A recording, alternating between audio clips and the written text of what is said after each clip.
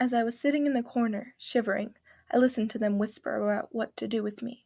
They kept glancing in my direction, not even a hint of a smile on any of their gruesome faces. Eventually, after what seemed like days, they dismantled their huddle and faced their leader. I knew that they had come to an agreement, and there was no way it could be good for me. After all, I did destroy their culture. I got deprived of donuts, a fictional short story. Let me back up. You want me to start from the beginning and explain how I got into this pickle, right? Of course you do. Stories that never explain anything are of no use to anyone. In that case, your wish is my command. People call me Skip. My parents named me George William Richard Chadwick Rockford, but that's too long, old-fashioned, and complicated, hence the nickname. Don't ask me why Skip. That story is too long and complicated in and of itself. I'm a witch hunter. I, in- I investigate the witches. I locate the witches. And I destroy the witches. You may think this makes me a cruel, callous murderer, but I assure you it doesn't. There's a reason the witches must be hunted down to the very last one. They slaughter innocent people and animals. They terrify small children in their sleep, and they create potions and force feed them to the world's leaders, bewitching them to commit horrible crimes against humanity. The bubonic plague, witches sent the diseased animals aboard Italian trading vessels. The Spanish Inquisition, witches planted the idea in Queen Isabella's head. Every bad thing humans have done, witches have been behind it in some way, shape, or form. Their cult grew exponentially in the 20th century, and their larger numbers made it possible for them to complete their horrific agenda. They want to wipe out humanity. And it's my job to stop them. At least, it was. It was a sunny Thursday morning in early May. I was strolling down the streets of New York City on my way to the office.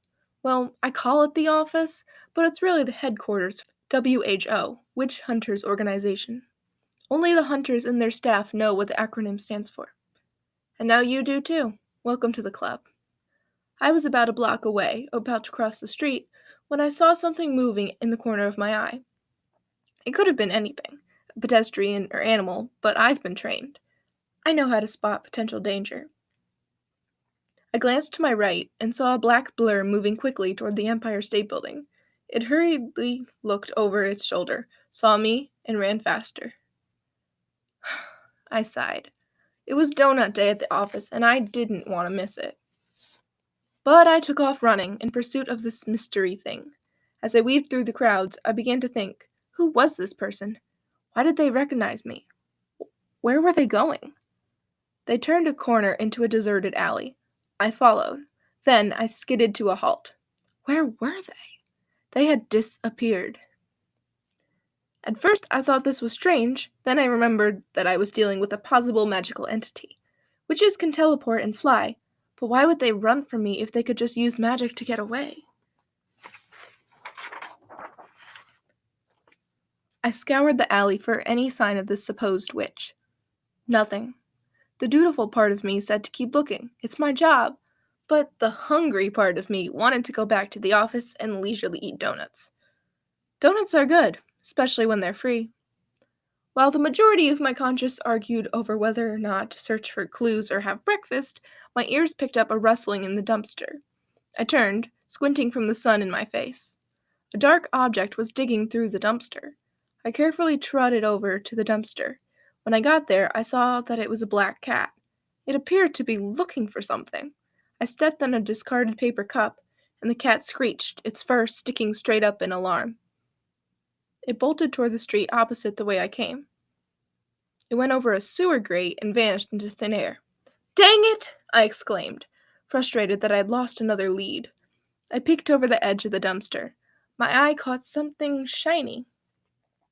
I reluctantly reached into the gross dumpster and pulled out a golden candlestick. I stared at it, puzzled. Why would a candlestick be in the trash? And who even has candlesticks anymore? Before I could even try to fathom the answers to these questions, I felt a hand cover my mouth and drag me backwards. I flailed, trying to free myself. It was no use. I didn't even have time to reach my watch to call for backup when the sharp pain went through my skull and the world went black.